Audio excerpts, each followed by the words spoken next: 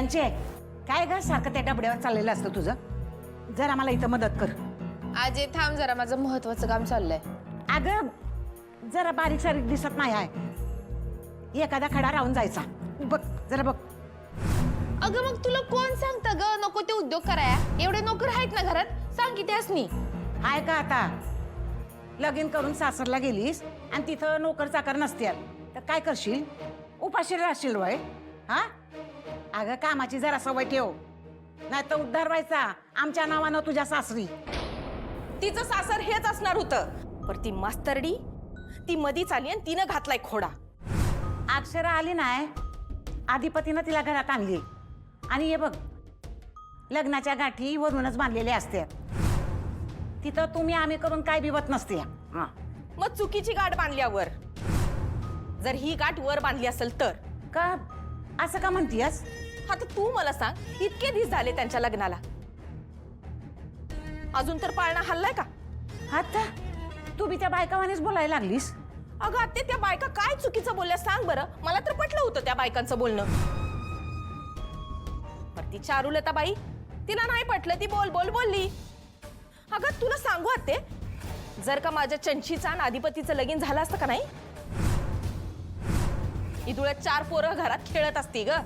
दुर्गे डोक्यावर पडलीस का ग तू? बुवी आता तुम्हाला लगाम लावाया घरात नाही तर काय बी बोलत सुटलीस का ग? ये बघ आता जे झालं नाही आणि ते कधी बी होऊच शकत नाही,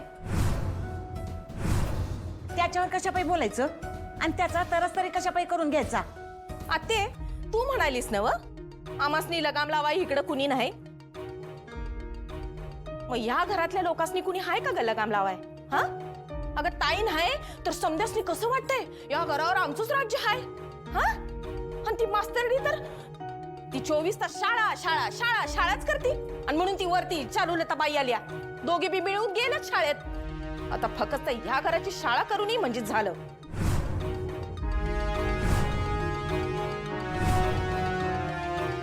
पण माझ्या नावाने नको प्लीज. का ग? नाही, आपण तुमच्या नावाने सुरू करूया ना. मला असं वाटतं की आयडिया ज्यांची आहे त्यांच्या नावानं असावी शिष्यवृत्ती.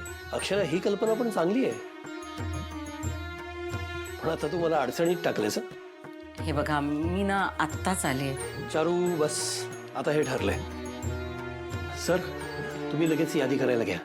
आपल्या शाळेमध्ये किती गरजू मुलं आहेत त्यांची एक लिस्ट करा प्रॉपर, आणि सरासरी काय खर्च येतो याचा एक अंदाज घेऊन आपण एक अमाऊंट फायनल करूया. सौ चारुलता सूर्यवंशी या नावानं आपण स्कॉलरशिप सुरू करतोय आजपासून. मी अकाउंटशी बोलून घेतो, इन्फ्लेमेशन रेट वगैरे बघू आणि तसा फंड ठरवून टाकू आपण.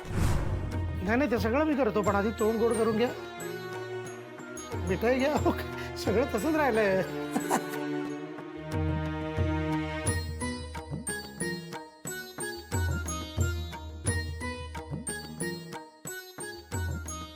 सर तुम्हाला भेटायला बाहेर कोणतरी आलंय. चल आलो मी. आलो. हा मला खरंच खूप आनंद झालाय आई. किती छान कल्पना आहे, आमच्याच डोक्यात यायला हवी होती खरं तर. तुम्ही सगळ्या विद्यार्थ्यांच्या भविष्याचा प्रश्नच सोडवलात एकदम, नाही? मला तर वाटायला या घराचं काय खरंच नाही. नाही म्हणजे ताई असताना बघा तेव्हा तिचं बोलणं मोठे मालक एका कानानं ऐकायचे, दुसऱ्या कानानं सोडून द्यायचे, आणि आता दोन्ही बी कान भराय त्यांची हाय तिथं. एक कान भराय त्यांची लग्नाची बायको आणि दुसरा कान भराय ती मास्तरडी.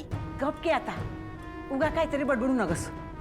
अगं मला काय ते या घरचे त्यांच्याविषयी काय बी बोलतीयस काय? अगं आत्ते जरा तर काय तर वाटू दे ग. अगं तुझ्या लेकीला हाताला धरून त्यांनी घराबाहेर काढलंय. अगं जरा तर काय तर वाटू दे तुला. अगं तुझ्या जागी मी असते का नाही तर रक्त उसळलं असतं माझं. त्या मोठ्या मालकासनी तोंड डावाय बी जागा ठेवली नसती म्या. योच फरक आहे तुझ्यात आणि माझ्यात. अगं एखादा माणूस एकाशी असा वागला तर दुसऱ्याशी तसाच वागल असं नसतं या. आणि हे बघ कुणाशी कसं वागायचं ही जगराटी मला शिकवायची गरज नाही आहे. हा ते तुझ्या काळातली माणसं तुझ्या काळातलं जग नाही राहिलं आता. हे अगं स्वतःला बदल जरा तर. हाय का आता म्हणजे उलटी गंगा व्हायची म्हणायची. तू मला बदलायला सांगतेस वेग. आणि तुझं काय ग, लहानच वेग आता. पोरगी आता लग्नाची झाली आहे.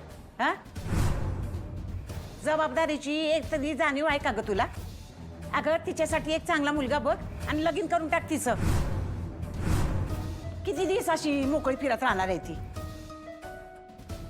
सारखी आपली उंडारात असते इकडं तिकडं. मम्मी तू काहीच मनावर घेऊ नको बर का. अगं चंचे, मला काही खूळ लागलंय वय तुझं इकडं तिकडं लगीन लावून द्यायला. अगं आपलं ठरलंय ना व. नुसतंच ठरलंय, घडत काहीच नाही. हे बघ चंचे, तू का नाही उगं टेन्शन घेऊ नगस. एकदा का ताईनं या दोघांचं लगीन मोडलं का नाही, मग बघ म्या तुला बराबर आतमध्ये घुसवती, कळलं? मम्मी इतक्या दिवसात तुझ्या ताईला जमलं नाही आणि आता जमणार आहे?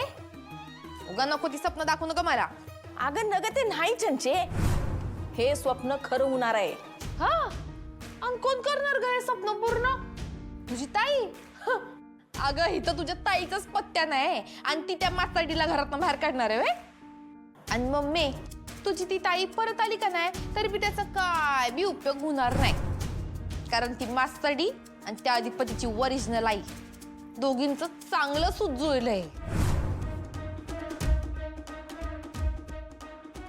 अगं चंचे, तुला माहित नाही माझी ताई काय आहे ते. एकदा ती फक्त परत येऊ देत ग.